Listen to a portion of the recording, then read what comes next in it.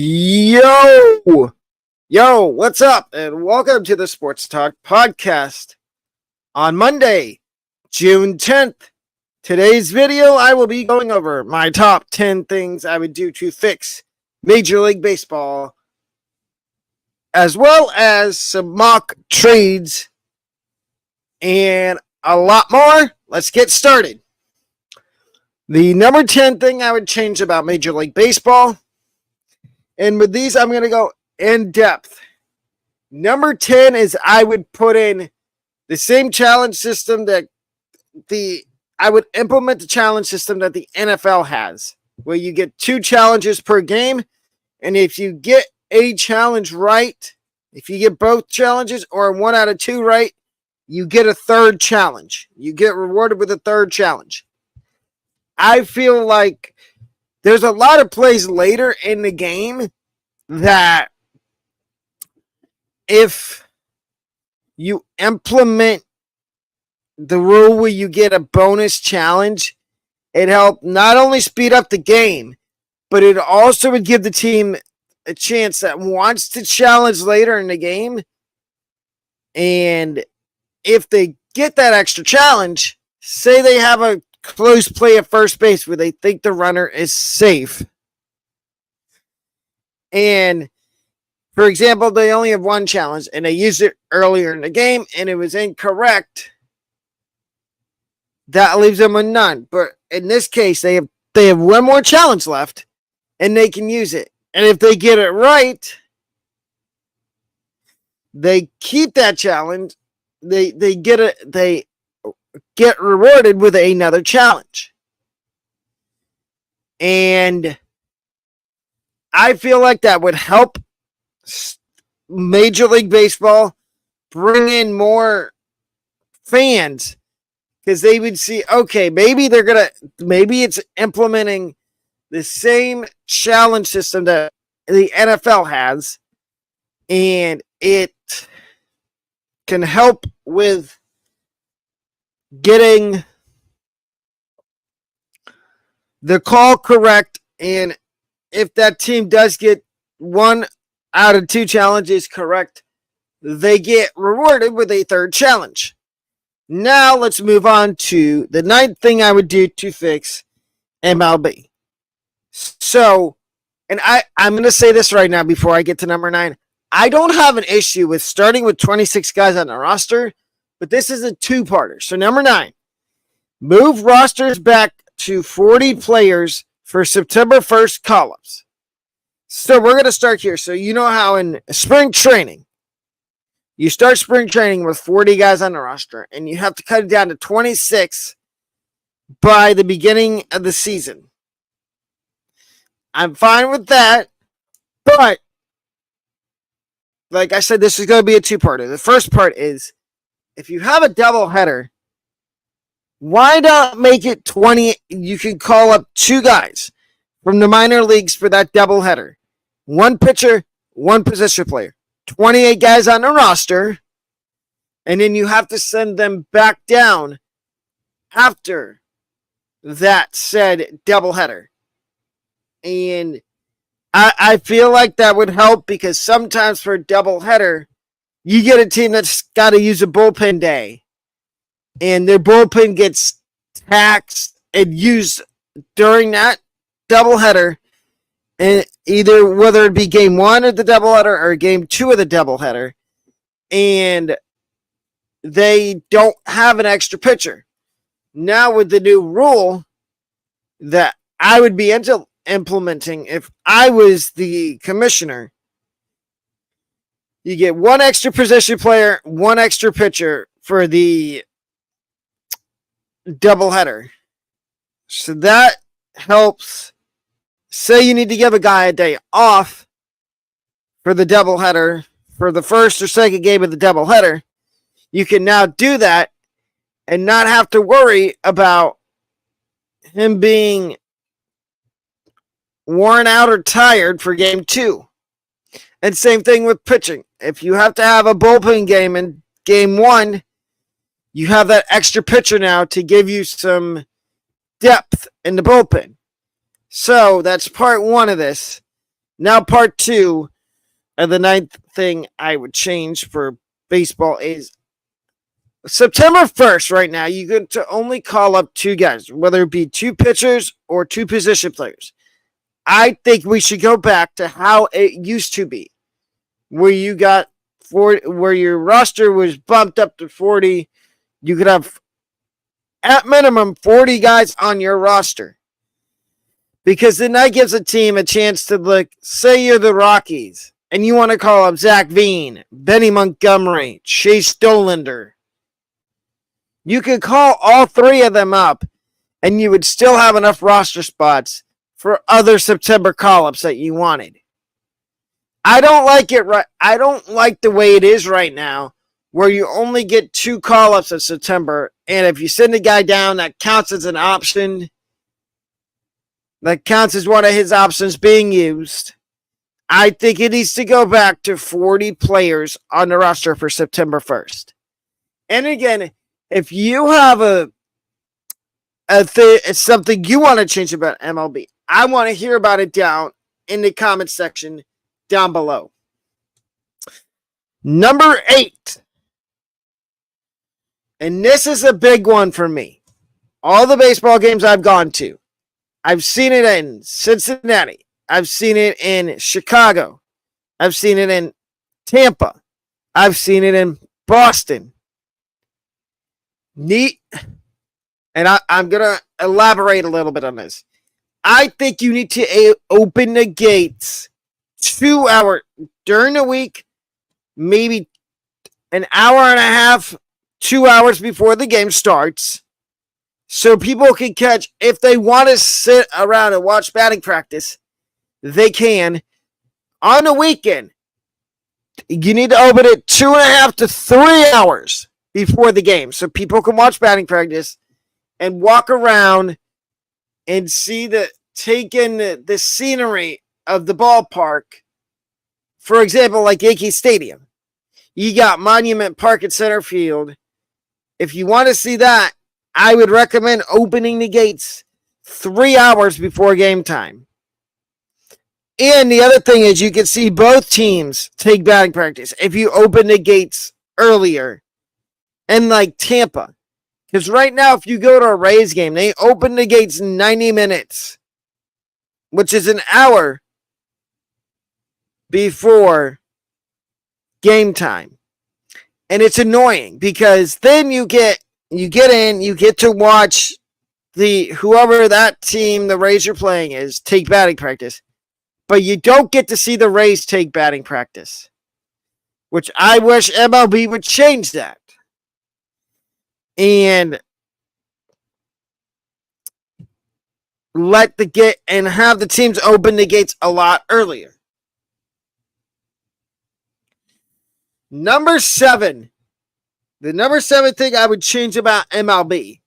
And this is one that I think everybody can agree with me on. Get rid of that stupid ghost runner on second base in extra innings. I understand you implemented that during COVID, which was fine because you had to speed up the games because you didn't want people getting the virus. But now that we're out of that, why is that still a thing? Why is the ghost runner on second base still a thing? Why not get rid of it and go back to the way extra innings used to be, which made it fun because you had to work for that run in extra innings. Now it's basically handed to you with the runner on second base. All you have to do is either bunt him over or he tags up on a fly ball and goes to third base. Back in the old day, you had to work to get a runner on base in extra innings, to get him over, get him in, and score that run to take the lead. I would like to see them take away the ghost runner and go back to the way extra innings used to be. Number 6 thing for me that I would change about MLB to fix it is the mound visits. Okay, I don't mind there being a limit on mound visits, but I feel like 6 is too low for for the amount of visits you get per game. I feel like it should be around 7 or 8 mound visits per game. And I feel like 8 is the cutoff. 8 is the perfect number of mound visits you get per game. And I'm going to say this. It shouldn't count as a mound visit if a pitcher gets injured and you have to take them out of the game. That should not count towards your mound visits. And I'm going to talk about another thing I would change later on in my top 10 things I would change to fix MLB. But, so, number 6 was change the amount of mound visits you get. We get into my top 5 now. Number 5. I like the pitch clock, but I think you need to raise it a couple seconds. And here's my explanation. So without runners on base, I think the pitch clock needs to be at 20 seconds. And if the batter is not engaged by 10 seconds, then once the pitch clock runs out, and same way with the pitcher, if he's not engaged, ready to throw the ball by that 10-second mark, it is an automatic ball or strike, depending on if it's the pitcher that's not ready or depending on if it's the hitter that's not ready. And then with runners on base, I think it needs to be cut down to 15 seconds. And at the 5-second mark, no, same thing, at 10 seconds. If the batter or pitcher is not ready, once that clock hits 0, you automatically get either a strike or ball called on you if you're not engaged and ready for the at-bat to start. Number 4. And I like that MLB has started doing this. I think they need more international games. They've had London this year. They've had South Korea. I think you need to expand your international games to Mexico. I know they had one in Mexico City last year. I think Mexico City needs another 2 or 3 games. 2 or 3 games set with maybe an American League, National League team, or American League. I think France, maybe Germany, maybe Australia. Just get more international games on the schedule. I like what other sports are doing, like NBA, NHL, NFL, how they're having more international games every year. I think MLB needs to. This one's not really fix it. It's more of, if you have more international games, it'll bring in more audience. It'll bring in more eyeballs to the game. And with the way the demographic's going now, with younger people watching, I think now's the perfect time to expand on the international games. Number 3, and this is a big one for me, because when watching a baseball game, I think there needs to be less commercials. I don't mind maybe 2 or 3 commercials after the inning, but it seems like, you get commercials after every inning. I understand it's sponsors, but I think you need to cut down on commercials during the game, and that probably will get more people to sit around and watch a 2 to 3 hour baseball game And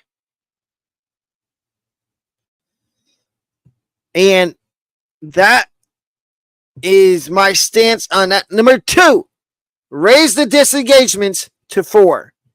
I don't like that you only get 2 disengagements, and in the third one, if you don't get the guy, it's a balk. I think you either need to get, it either needs to be 3 or 4 disengagements, and then the third or fourth or fifth one is a balk. I think that gives more of a chance for the pitcher to step off and pick off a runner at first base or second base. Third base, it's a little harder to pick off somebody unless you back pick them. But first and second, I think you need to. I think the disengagements need to be raised. And here is my number 1 thing I would do to fix MLB. And I want to know what y'all think down in the comment section on this, what I'm about to talk about here in a second. Let me know what you think down in the comments. Start regular season earlier and play 163 games. So with this, I don't mind spring training, but I would say cut spring training down by another week and start the regular season a week earlier. So that way, and add that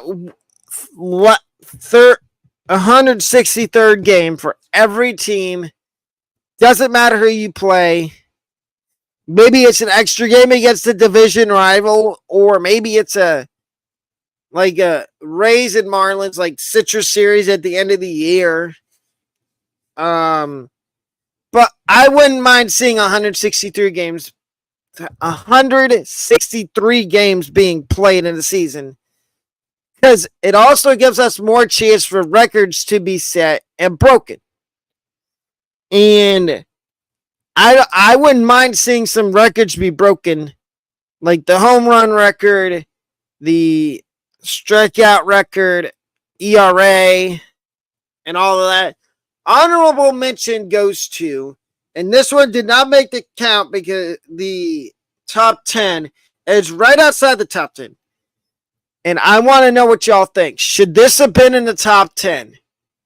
Umpires giving managers and players a little leeway when arguing balls and strikes, or safe and out, or fair foul, strike ball, base runner out and insider out of the line, interference, obstruction, any of those. That was an honorable mention. I was going to put it in the top 10, but then I'm like, there's other stuff I want to fix. But then MLB before that. Let me know what you think. Should that have been in the top 10? Now we get to 5 mock trades for the trade deadline, as put together by me. Number 5, and you're going to see a few different teams on here. You will not see the Rays. I do think the Rays will make a trade, but I don't think they're going to trade for a big name.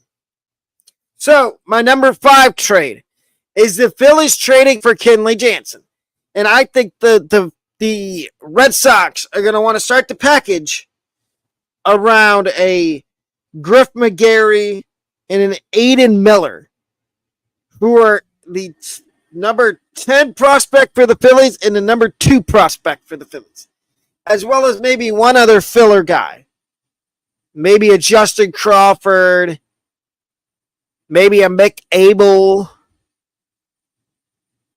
But I think that the Phillies do need a closer. I do like Jose Alvarado and saw Anthony Dominguez, but I don't think those guys are closers. I think those are 7th or 8th inning guys that set up for the closer, which in this case would probably be Kenley Jansen.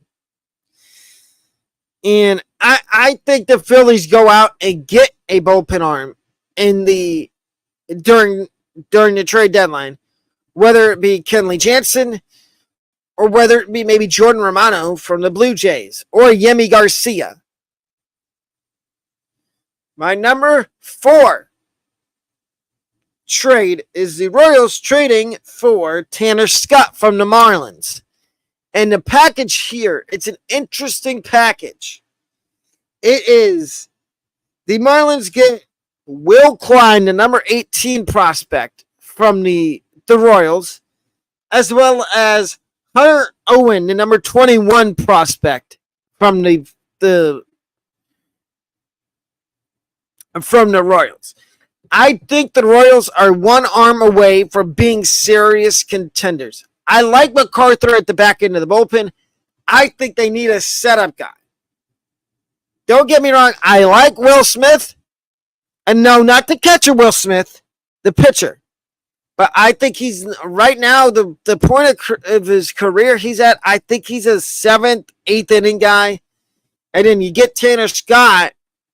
Say Will Smith comes out in 7th. Tanner Scott in the 8th. James MacArthur in the 9th. Tell me that's not a above average good bullpen later in the game.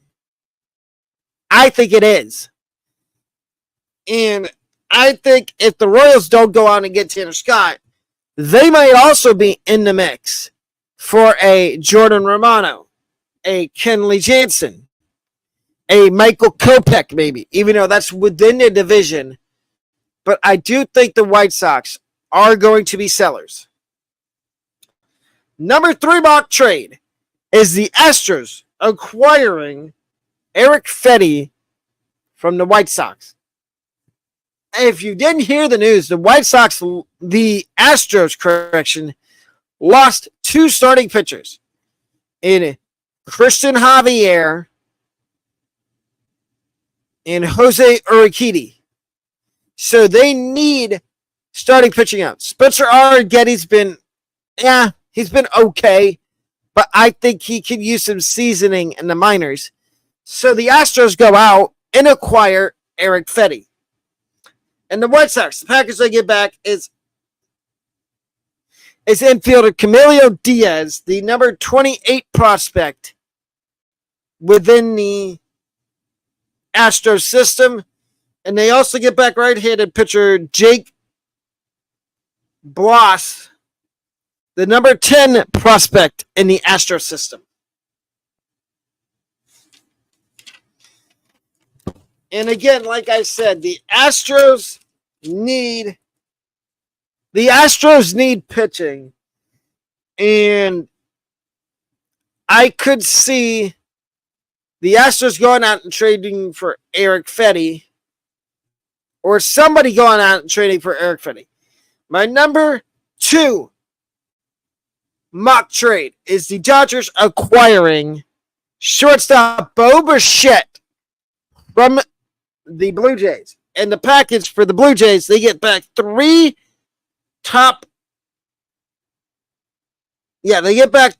good prospects from the Dodgers. They get third baseman Jake Geloff, the number 22 prospect in the Dodgers organization, the number 28 prospect in the Dodgers organization Jose Ramos, and the number 9 prospect in the Dodgers organization, Peyton Martin, a right-handed pitcher. The Dodgers, I don't mind right now that they're playing Mookie at short, but I think Mookie Betts is more of a outfielder. Center field, left field.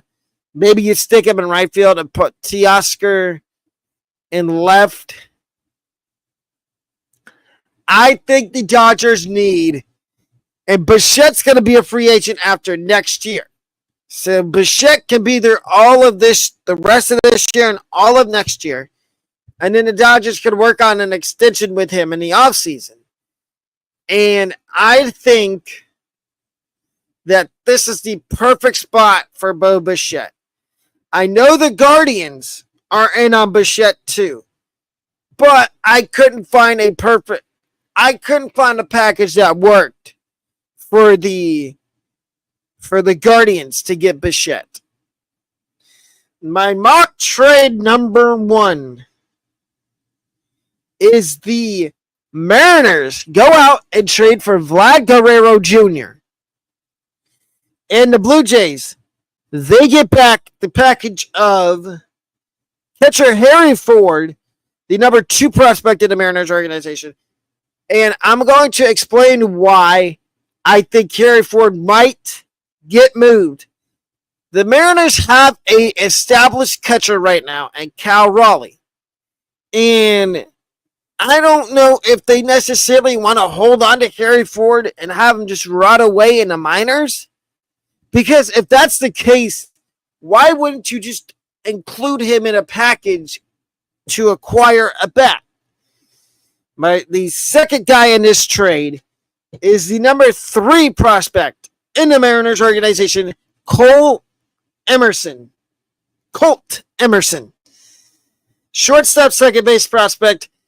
I think he has to be included. Him and Harry Ford are the 2 main pieces in this trade. And then they also get back Brady Hopkins, the number 23 prospect in the Mariners organization.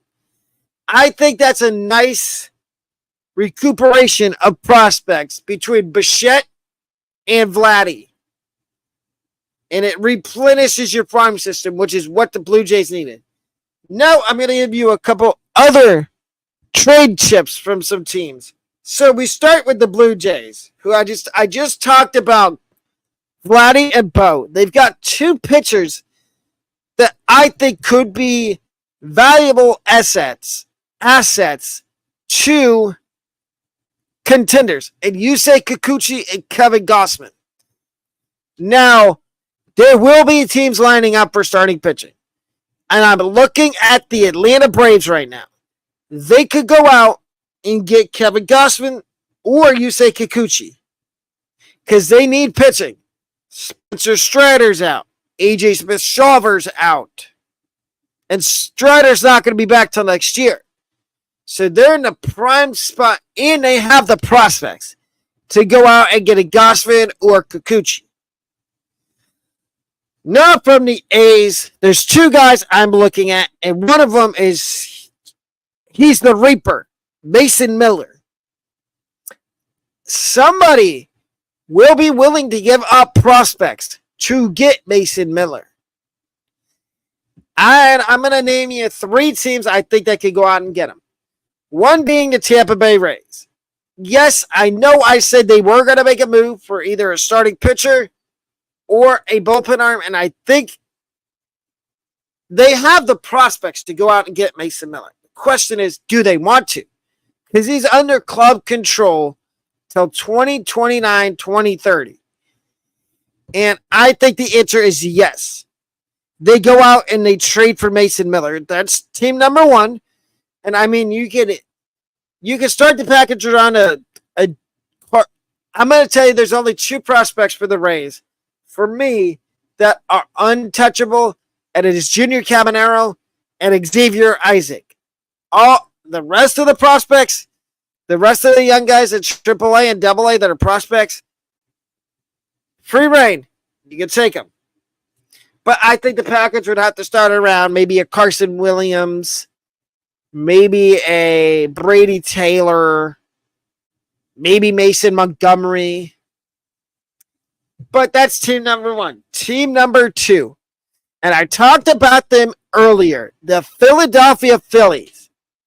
I think if they don't get Romano or Kenley Jansen, they could go for Mason Miller and put him in the back end of that bullpen, and he be the closer in the 9th inning.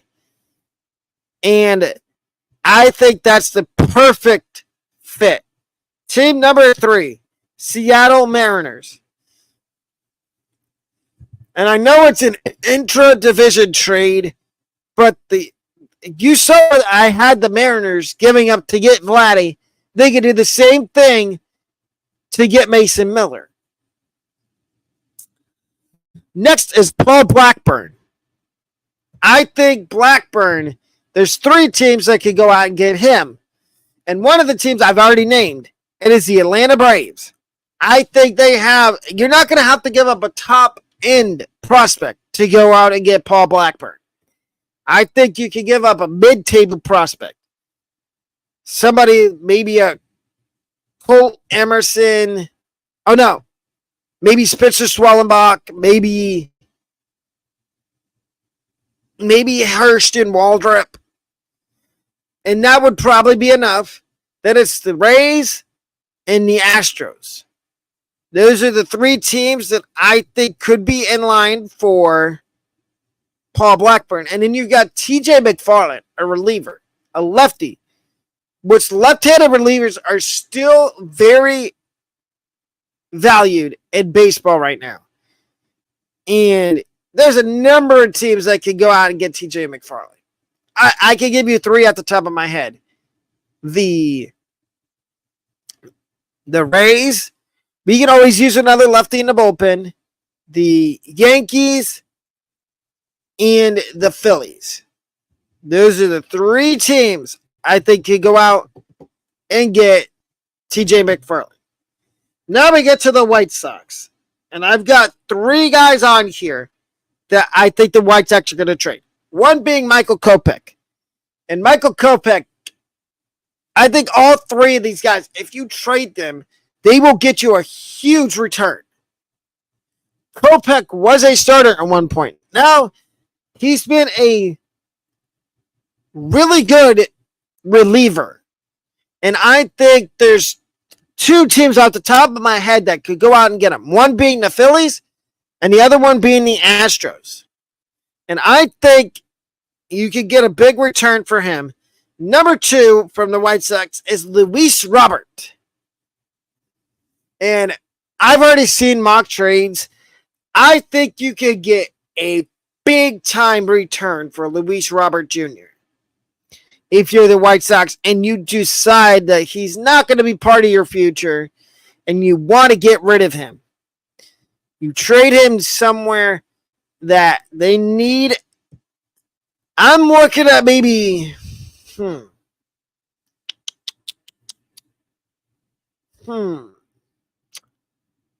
I'm looking at, there's two teams I'm looking at that could go out and get him that need a center fielder, because that's what Luis Robert plays, is center field. I'm looking at you. I am looking at the Washington Nationals.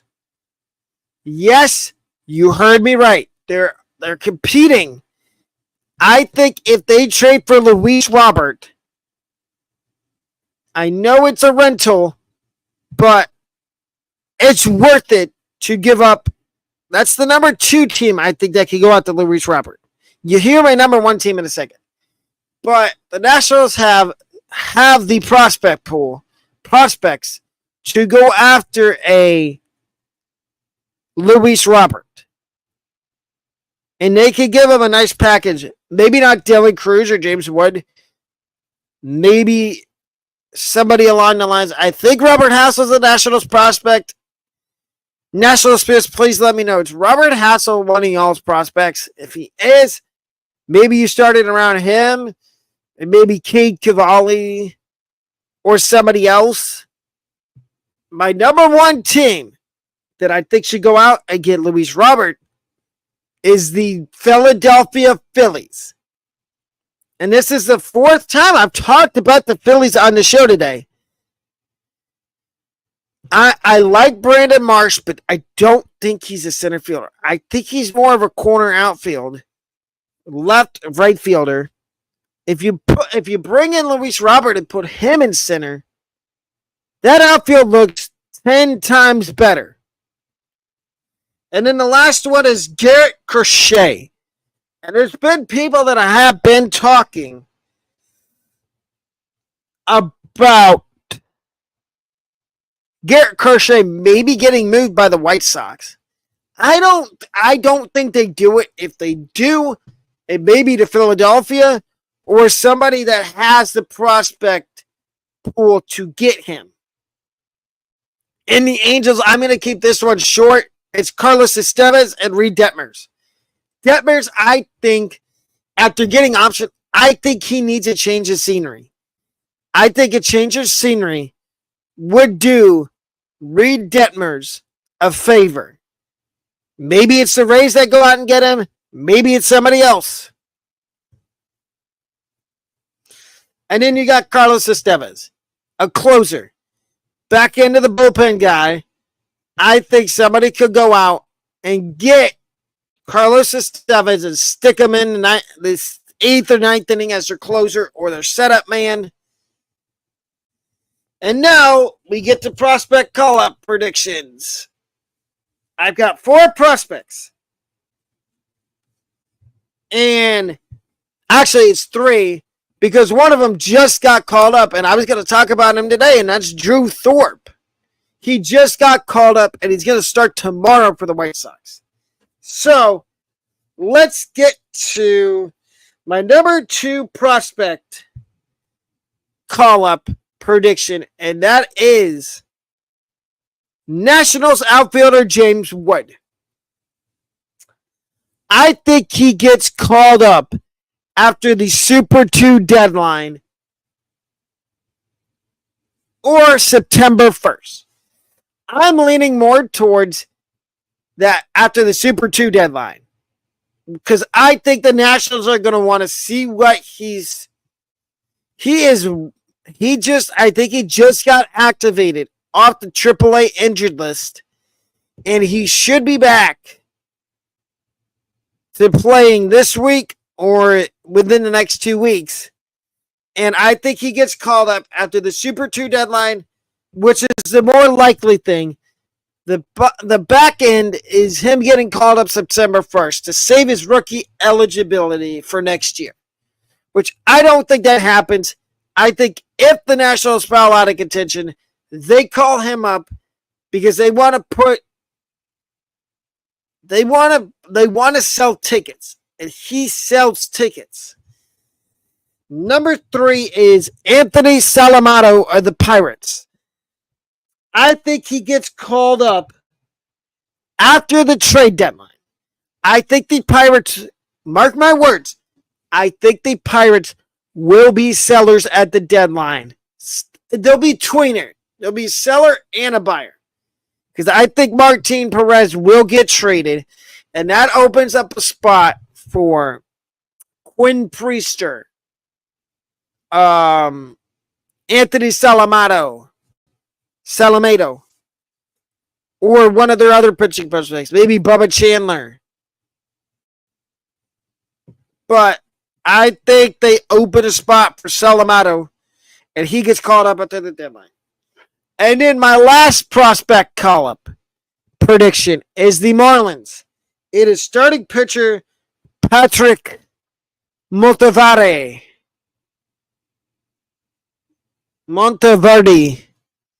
And I think he gets called up after the trade deadline. Just like I said about the other 2 guys